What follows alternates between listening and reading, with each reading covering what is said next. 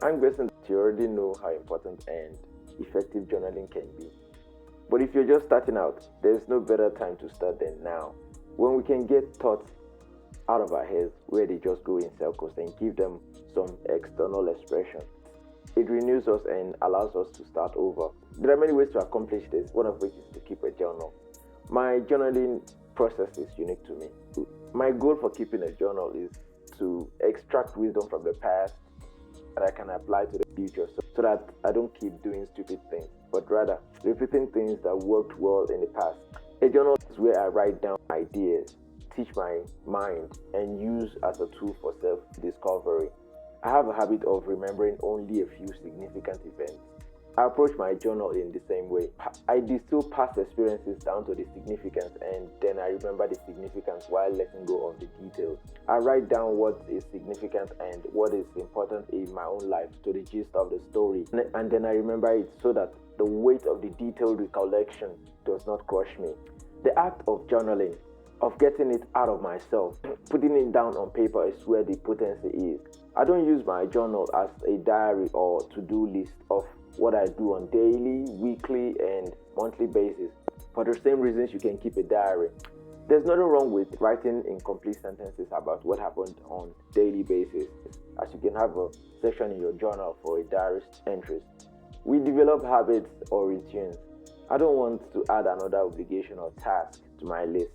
In other words, the only appropriate way to journal is out of inspiration rather than obligation. If you only journal for 10 minutes once or twice a week, that's okay. I want it to be effective, and that's why I journal in this manner. The issue with some people's approaches to journaling is that it's becoming increasingly difficult to let go of our past. They see it as a place to vent.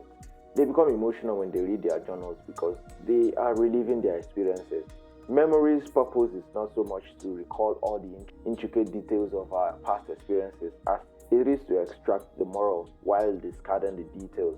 When we sleep, we enter a trance-like state, allowing the brain to distinguish between what is essential and what is not. Only few people recall their dreams in great details, and the few people who do may be traumatized. We don't want to use our journals to delve into the symptoms of our imbalance.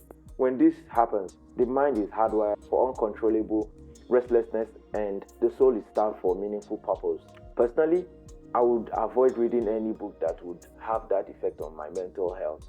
No one can live in those circumstances. I am grateful that we can forget trauma and remember only what we need to remember, and that we can forget to avoid dragging the past with us. I also dislike the concept of journal prompts because we frequently view situations through the distorting lens of broad generalizations. I don't want to be impatient with one thought and then pull or push on the next. Impatience creates chaos. The paradox of someone who has grown accustomed to chaos. Feeling calm is so alien that it causes anxiety.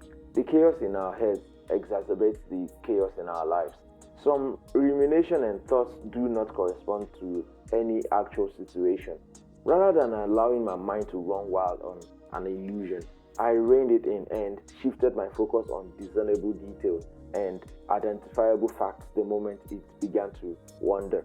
I think with my core rather than my mind. The real me does not speak very often, but when it does, I make sure to have a pen and a paper on hand to ink it.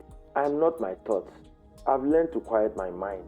Years of fear, depression, and anxiety, as well as never-ending mental tug-of-war with myself, had convinced me of this.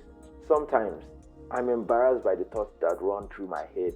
Once we allow our mind to start down the path of what ifs, there's no end to whatever we imagine. We can always imagine something worse. We can always add more horror. The fear we feel when we consider those what ifs isn't a reaction to any real danger. It's a reaction to the branches of our imaginations. And lastly, something within us is constantly compelling us to look for and work towards an ideal. It's built into us extraordinarily deeply. It's an instinct. You can listen for them by connecting with the most powerful force within yourself.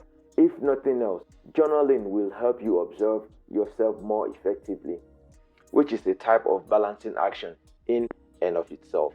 I hope you guys will like and subscribe if you like this video. Thanks for watching, and I'll see you guys in the next one. Bye.